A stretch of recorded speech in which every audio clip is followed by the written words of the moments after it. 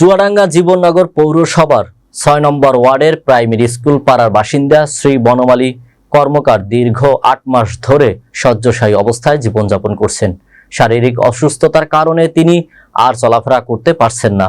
চুয়াডাঙ্গা প্রতিনিধির পাঠানো তথ্যচিত্রে desk report. মানবিক পরিস্থিতিতে তাকে বাইরের পরিবেশ দেখার সুযোগ করে দিতে চুয়াডাঙ্গা জেলা ছাত্রদলের সহসভাপতি সুজন খন্দকার ব্যক্তিগত উদ্যোগে একটি হুইলচেয়ার উপহার দেন। এতে এলাকাবাসী কৃতজ্ঞতা প্রকাশ করেছেন এবং এ ধরনের মানবিক কর্মকাণ্ডের প্রসার কামনা করেছেন। স্থানীয়রা জানান, দীর্ঘদিন ধরে শ্রী বনমালী কর্মকার শয্যাশায়ী থাকায় তার দৈনন্দিন জীবনে চরম ভোগান্তি সৃষ্টি হয়েছিল। নতুন এই হুইলচেয়ার পাওয়ায় এখন তিনিও অন্তত বাড়ির বাইরে কিছুটা সময় কাটাতে পারবেন বলে জানান এলাকাবাসী।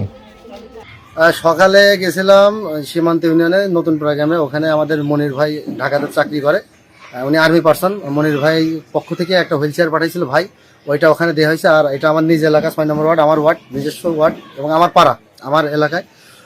চাচা দীর্ঘ ৮ মাস ৯ মাস যাবৎ প্যারালাইজ হয়ে ঘরে, মানে একদম শয্যাশায়ী অবস্থা, ঘর থেকে বের হয় না। তো যে কোনোভাবে খবর পাইছি যে চাচার এই অবস্থা। পরে আমি এনার সাথে যোগাযোগ করি, জিজ্ঞাসা করলাম যে কীভাবে কী সহযোগিতা করা যায়। তো জিজ্ঞাসা করার পরে তারা বলে যদি একটা হুইলচেয়ার আমাদের ব্যবস্থা করে দেওয়া যায় কোনো জায়গা থেকে, তাহলে এটা আমার জন্য উপকার হয়। তো আমি একটা হুইলচেয়ার চাচাকে আমার নিজস্ব অর্থায়নে আমি নিজে কিনে দিছি এবং যতটুকু বলার বলে আসছি, যতটুকু পারি মানে সর্বক্ষণই তাদের পাশে থাকার জন্য চেষ্টা করবো।